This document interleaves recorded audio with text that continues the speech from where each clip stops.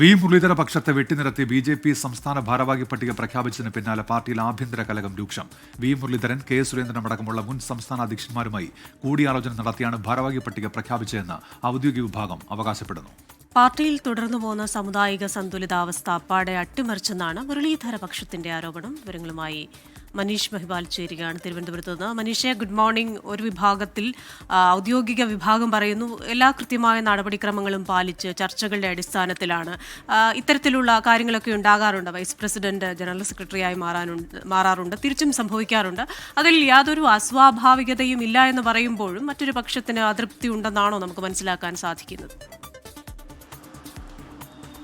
Christina, Rajeev Chandrasekhar സംസ്ഥാന അധ്യക്ഷനായ ശേഷം നടക്കുന്ന ആദ്യ പുനഃസംഘടനയാണ്. നിലവിൽ മേധാവിത്വം ഉണ്ടായിരുന്ന ഒരു പക്ഷം, അതായത് കെ സുരേന്ദ്രൻ, വി മുരളീധര പക്ഷത്തിന് നേരത്തെയൊക്കെ തന്നെ അവരുടെ കൂട്ടത്തിലുള്ള ആളുകൾക്കൊക്കെ തന്നെ ജനറൽ സെക്രട്ടറി പദം അടക്കമുള്ള അത് കിട്ടിയിരുന്നു. പക്ഷേ നിലവിൽ 10 വൈസ് പ്രസിഡന്റുമാർ, ഒപ്പം തന്നെ 10 സെക്രട്ടറിമാർ, 4 ജനറൽ സെക്രട്ടറിമാർ.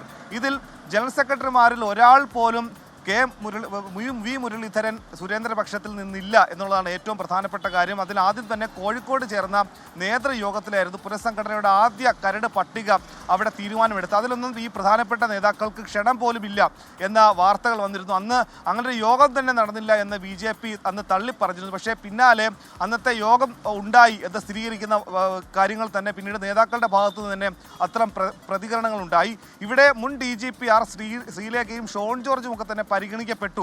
അത് തർക്കങ്ങളില്ലാതെ പരിഗണിക്കപ്പെട്ടു എങ്കിൽ കൂടി നിലവിൽ സി കൃഷ്ണകുമാർ അടക്കമുള്ള ആളുകളെ ജനറൽ സെക്രട്ടറി പദത്തിൽ നിന്നും മാറ്റിയിട്ടുണ്ട്. നിലവിൽ നേരത്തെ ഉണ്ടായിരുന്ന MD രമേശ് മാത്രമാണ് ജനറൽ സെക്രട്ടറി പദത്തിൽ തുടരുന്നത്.